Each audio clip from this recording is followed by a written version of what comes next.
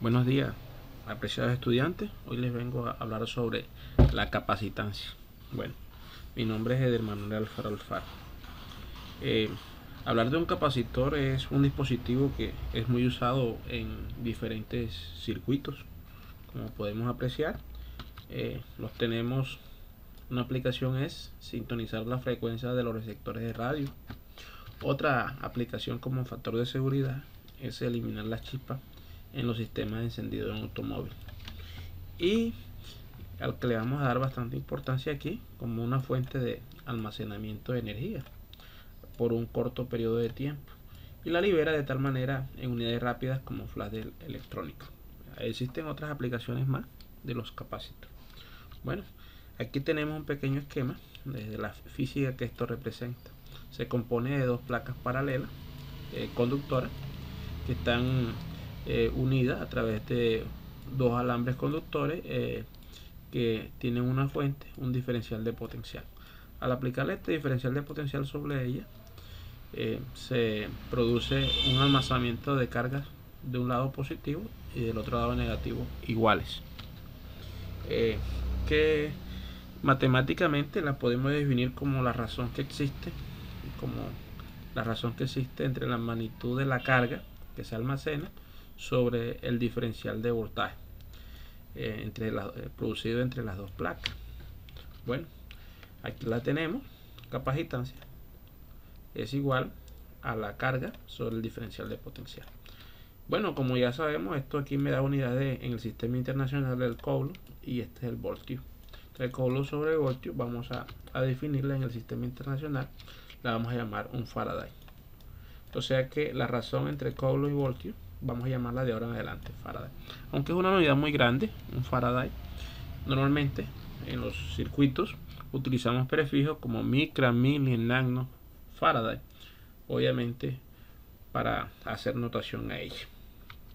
Bueno, de tantos capacitores dependen normalmente de su geometría, ¿no? Los que vamos a tratar hoy aquí van a ser los de placas paralelas. Existen, dependiendo del arreglo geométrico que tengan, existen de placas paralelas, cilíndricos, esféricos, entre otros. Entonces vamos a hacerle énfasis exclusivamente a los de placas paralelas. Para ello vamos a considerar dos placas que están separadas, en este caso por aire, ¿no? Podemos verlos aquí en la siguiente imagen. Tenemos el diferencial de potencial, la pila que me está haciendo la fase de diferencial de potencial. Tenemos las dos placas con una área definida, separada a una distancia de, como observamos aquí. Note que las placas se cargan de igual magnitud, pero con cargas opuestas. Bueno, eso que vemos aquí, este arreglo que vemos aquí, lo podemos representar a través de la siguiente configuración del circuito. Esto representa la pila. El palito más largo es el positivo, el palito más pequeño es el negativo. Y el capacitor, una de las notaciones más comunes es esta que tenemos aquí, aunque existen otras. Bueno, como ya habíamos dicho que la capacitancia era igual a la carga sobre el diferencial de potencial, nosotros en clases anteriores, en temas anteriores, se habló que como esto es una superficie, involucra un área, hay una densidad de carga superficial. O sea que esto lo podemos escribir en términos de densidad de carga superficial, que no es más que la carga total que tiene esta placa va a ser igual a la densidad de carga multiplicado por el área. Y el diferencial de potencial, como ya vimos en temas anteriores, en la ley de Gauss, tanto como potencial eléctrico, diferencial de potencial eléctrico, vimos que esto es igual al campo eléctrico producido entre las dos placas por la distancia que los separa. Entonces podemos reescribirlo de esta manera. Entonces esta carga que está aquí viene siendo la carga total y se calcula por la densidad de carga superficial por el área que tenga esta placa. Y el diferencial de potencial, como aprendimos, en términos de campo, que se produce en medio de las dos placas, uniformemente hablando, sobre la distancia que los separa. Ahora bien, por ley de Gauss, para una placa infinita, el campo eléctrico se demostró que está dado por la densidad de carga que éste tenga sobre la permisividad en el vacío, que también es un valor ya conocido. Entonces, esto sustituyendo, eliminando y simplificando como tal, esta expresión se ve más compacta de la siguiente manera. ¿Qué nos indica esto? Esta expresión: a mayor área, si yo aumento la placa, le pongo mayor área, tengo mayor capacidad para, o sea, capacitancia está relacionado como un depósito de almacenamiento. O sea, entre más área tengo más capacidad para almacenar. Entonces es directamente proporcional al área. Ahora, si disminuyo la distancia, aumenta la capacitancia, aumenta la capacidad. ¿Por qué? Porque el campo eléctrico, o sea, obviamente se va a hacer más fuerte. Y si aumento la distancia de separación, obviamente el campo eléctrico se va a hacer más débil. Por ende, la capacitancia disminuye en ese caso. Bueno, Epsilon sub 0, que es la permisividad en el espacio libre, tiene un valor, una constante, como la podemos ver aquí. Ahora bien, ¿qué pasaría si a este mismo capacitor que tenemos aquí no lo ponemos en el aire, sino le introducimos un dieléctrico? ¿Ya? Un dieléctrico puede ser papel, mica, entre otros. ¿Ya? Entonces ya note que ya el campo eléctrico inmediatamente debe cambiar. ¿Qué pasa con el campo eléctrico aquí? Ese campo eléctrico aquí disminuiría. Si yo le meto un dieléctrico, debe disminuir. ¿Ya? Al disminuir esta expresión matemática, la capacitancia que le pasa aumenta. Entonces cuando le introducimos un dieléctrico, él aumenta en un factor dependiendo del dieléctrico que yo introduzca, como podemos ver aquí. Entonces la capacitancia cambia por un factor. Este factor le llamamos permisividad dieléctrica y depende del material que yo introduzca, el dieléctrico que yo introduzca. Ahora, reemplazando esta misma expresión que tenemos aquí, note que es la misma, simplemente apareció la K, que es dependiendo del material, el dieléctrico que nosotros trabajamos. En el aire esta permisividad es igual a 1, o sea que queda esta expresión que está acá. Bueno, por otro lado tenemos que cuando nosotros estamos almacenando carga, ¿no? Almacenar carga, estoy almacenando energía. Lo que significa que la energía almacenada en cualquier capacitor está dada por la carga al cuadrado sobre 2 veces la capacitancia, en términos de carga y capacitancia. Pero también lo puedo escribir en términos de capacitancia y voltaje, como aparece acá. Entonces, para tener eso en cuenta, su unidad, ya saben, el Sistema Internacional de Energía se mide en Joule. Bueno, vamos a ver las combinaciones de los capacitores. Los tenemos en capacitores en paralelo, también los tenemos en serie, o cuando vayamos a aplicarlo lo podemos tener combinado. Bueno, entonces aquí tenemos un arreglo de un capacitor en paralelo, como vemos.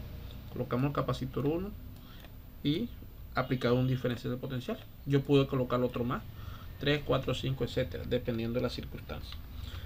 Y por otro lado, tengo dos capacitores que están en serie, uno atrás de otro, como lo podemos ver en el mismo alambre. Bueno, ahorita vamos a ver las particularidades de cada uno de ellos.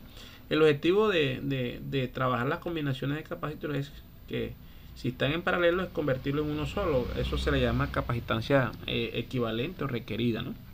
Igualmente en esto, o sea, que es lo que tenemos aquí. O sea, que el objetivo de estos dos es convertirlo en uno solo. El objetivo de estos dos es convertir uno solo, como lo vemos aquí. Se llama capacitancia equivalente. Bueno, ahora sí, vamos a hablar de los capacitores en paralelo. ¿Qué particularidad tienen? Como podemos ver en la siguiente figura, para entenderlo, simplemente agarramos dos capacitores. Yo pude haber colocado 3, 4, 5, 6, 7, como ustedes quieran. Entonces, lo interesante de esto, cuando yo hago este arreglo, como lo tengo aquí en la figura, se cumple algo muy importante y se puede demostrar experimentalmente.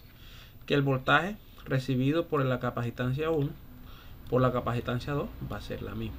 O sea, si yo aquí le meto 9 voltios, aquí también va a ser 9 voltios y aquí también va a recibir 9 voltios. Para tener ahí. Por otro lado, la carga, obviamente, porque cuando yo le pongo voltaje, esto se carga. Entonces voy a tener, el capacitor 1 va a tener una carga 1, el capacitor 2 va a tener una carga 2. O sea que la carga total, si yo quiero saber cuánto recibí en carga ambos, ¿qué tengo que hacer? Sumar la carga 1 más la carga 2. Entonces aquí tenemos que la carga total, o sea, esta es la carga total, va a ser igual a la suma de los dos capacitores. Si tengo 3, más Q3, si tengo 4, más Q2. Ahora bien, ya nosotros hemos definido anteriormente que capacitancia era igual a carga sobre voltaje. O sea, que yo puedo despejar carga. Si yo despejo carga, carga es igual a capacitancia por diferencial de voltaje, de la expresión que habíamos hecho anteriormente. ¿Por qué el sub 1? Esto representa la carga 1. Ahora hacemos lo mismo de manera homóloga para la carga 2, multiplico la carga 2 va a ser igual a la capacitancia 2 por el diferencial de voltaje. Obviamente como es el mismo para ambos, ¿no? Note que esto no cambia. Y por último la carga total va a ser la capacitancia equivalente sobre el voltaje que estoy aplicando. Ahora, si yo sustituyo este Q1, este Q2 y este Q en la ecuación que está acá, entonces nos resulta, obviamente este Q, como lo vemos aquí, equivalente por voltaje. Aquí está. Es igual, entonces aquí está el igual. Es igual a Q1. ¿Qué vale Q1? Capacitancia 1 por diferencial de voltaje. Como lo vemos aquí. Más, aquí tenemos el signo más. Entonces el signo más Q2. ¿Pero qué vale Q2? Capacitancia 2 por diferencial de voltaje. Listo. Como observamos en esta ecuación, el tema delta de B se repite en cada uno de ellos y es una igualdad. Podemos simplificarlo. Podemos unificar, como observamos ahí. Y nos resulta la siguiente expresión. Note que nos queda capacitancia equivalente, ya todo desapareció. Lo simplifiqué. C1 más C. Esta combinación se le llama combinación en paralelo. Y el circuito nos estaría quedando más o menos de esta manera. O sea, estas dos capacitancias equivaldrían a sumar esta más esta. Como la vemos aquí. Así se reduce el circuito.